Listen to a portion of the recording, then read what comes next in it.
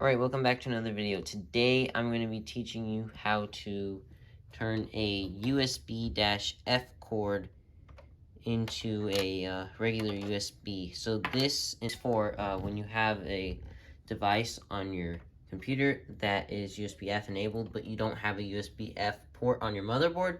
So you can use this to just turn it into a regular USB. You can run it out the back and plug it into one of these USBs.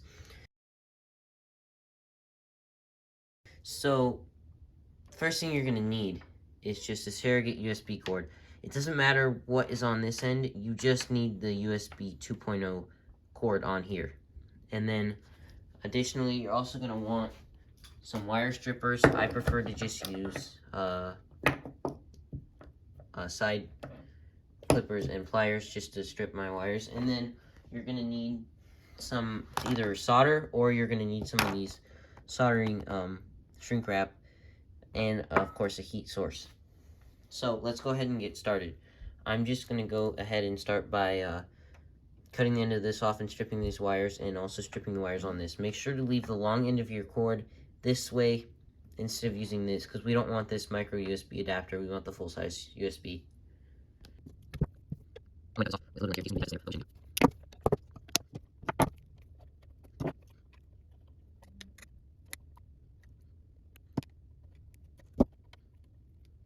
now you can see I'm going to just close one right here.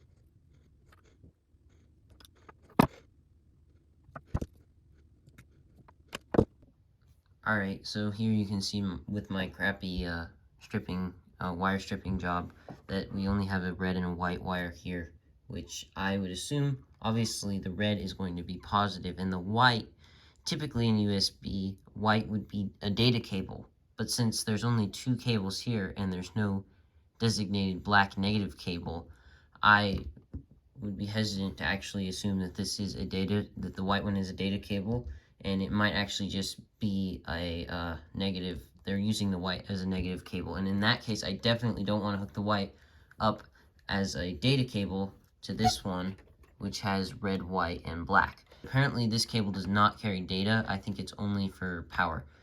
So I'm going to go find a different USB cable.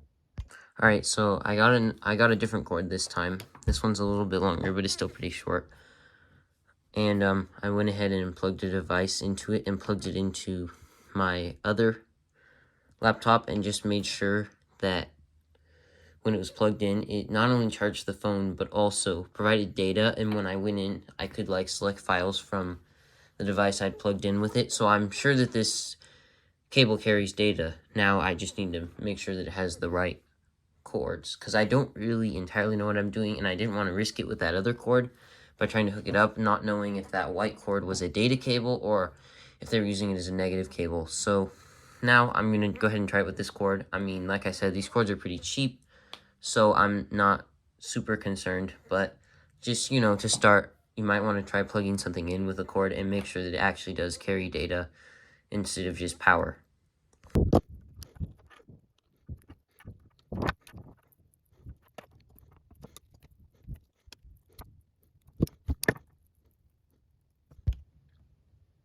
Alright, so now you can see that with this cord we actually have both black and red power cables and white and green data cables. So now we can be certain that we can be pretty sure that the white cable is actually a data cable and not a negative power cable. So this way, I'm just going to go ahead and hook up the black to the black, the red to the red, and the white to the white. It should be pretty straightforward.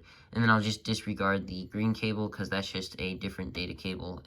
Alright, so now you can see I have my USB-F cord coming from my Wi-Fi / Bluetooth card. And by the way, this Wi-Fi Bluetooth card we installed on this desktop to give it Wi-Fi and Bluetooth capabilities, but you can only get Wi-Fi capabilities through the PCIe port. So the USB-F cord is actually just for Bluetooth, so we're only doing this to get Bluetooth capabilities.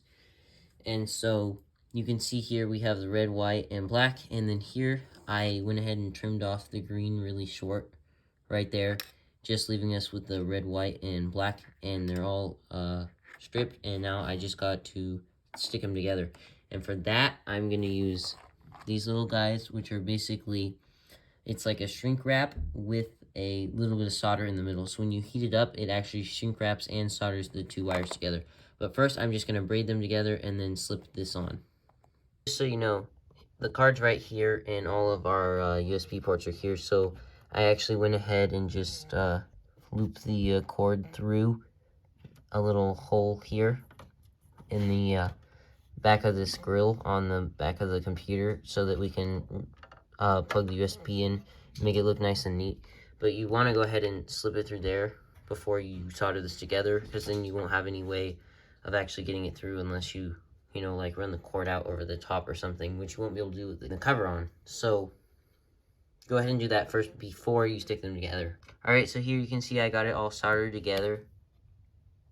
And now all I have to do is I'm just going to wrap this up in some electrician's tape, and I'll take this USB background here that I already routed through and just plug it in. And then we'll get the case back on and I'll see if it works. Now I got the computer booted up, and now I just have to go and plug this in